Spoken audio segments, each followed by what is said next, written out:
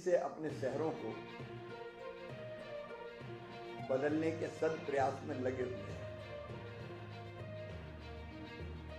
उसके लिए हर संभव उपाय किए जा रहे हैं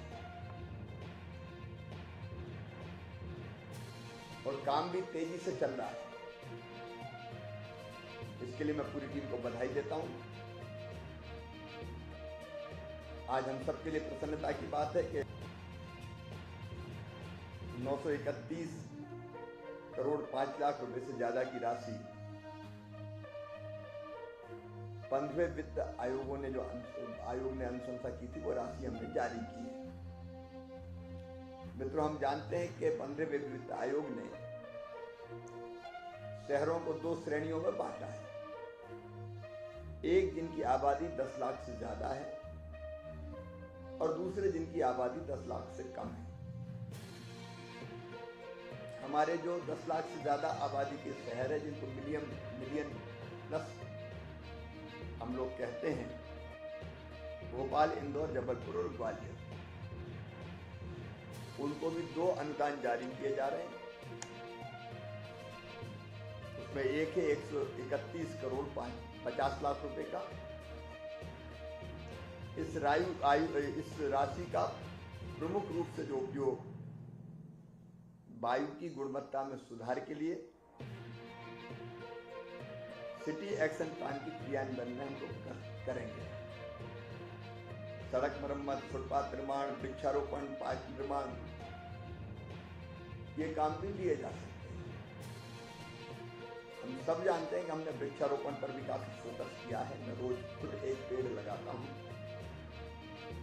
और इसलिए वायु की गुणवत्ता सुधारने के साथ साथ वृक्षारोपण सहित जो काम निर्धारित है, उन कामों में इस धनराशि को व्यय करें। मिलियन प्लस शहरों में पेयजल स्वच्छता और सॉलिड वेस्ट के मैनेजमेंट के लिए भी अनुदान आज दिया गया है 301 करोड़ रुपए का। और हम सब जानते हैं इस राशि का उपयोग पेयजल की गुणवत्ता को सुधारने के लिए, बेहतर सप्लाई के लिए, रेन वाटर हार्वेस्टिंग के लिए, स्वच्छता के लिए और सॉलिड वेस्ट मैनेजमेंट के कामों में सिटी एक्शन प्लान के अंतर्गत करना है। इन चारों शहरों के मित्रों से मेरा आग्रह है कि इस राशि का बेहतर और ठीक उपयोग सुनिश्चित करते हुए निश्चित समय सीमा में वांछित लक्ष्यों की पूर्ति के लिए आप इस राशि को व्यय करें, पारदर्शिता के साथ व्यय करें, ताकि हम जो टारगेट्स हमने फिक्स किए हैं उनको पूरा कर सकें। हमारे 409 शहर जिनकी आबादी 10 लाख से कम है, कई की 1 लाख से कम है, छोटे शहर भी है, मझोले शहर भी है, उनको भी 2 अनुदान जारी किए जा रहे हैं। पूर्व में 500 करोड़ रुपए की राशि पहले जारी की जा चुकी है। अब लगभग फिर 500 करोड़ 499 करोड़ रुपए की राशि जारी की जा रही है। बेसिक अनुदान इसमें से एक है लगभग 200 करोड़ रुपए का। इस राशि का उपयोग वेतन, भत्ते और स्थापना व्यय को छोड़ के ये ध्यान रखना, इसमें तनख्वाह बांट दो, इसको छोड़कर निकाय किसी भी विकास के काम के लिए कर सकते हैं। अब ये 200 करोड़ रुपए आपको विकास के लिए उपलब्ध है। आपने प्लान बनाया होगा, जो आवश्यक कार्य हैं उनकी पूर्ति के लिए इस राशि का व्यय करें। दूसरी राशि है जो लगभग 300 करोड़ रुपए की है। इस राशि का उपयोग पेयजल के लिए और सॉलिड वेस्ट मैनेजमेंट के लिए करना है। अपने अपने नगरों की योजना बनाकर विशेष रूप से पेयजल और दूसरा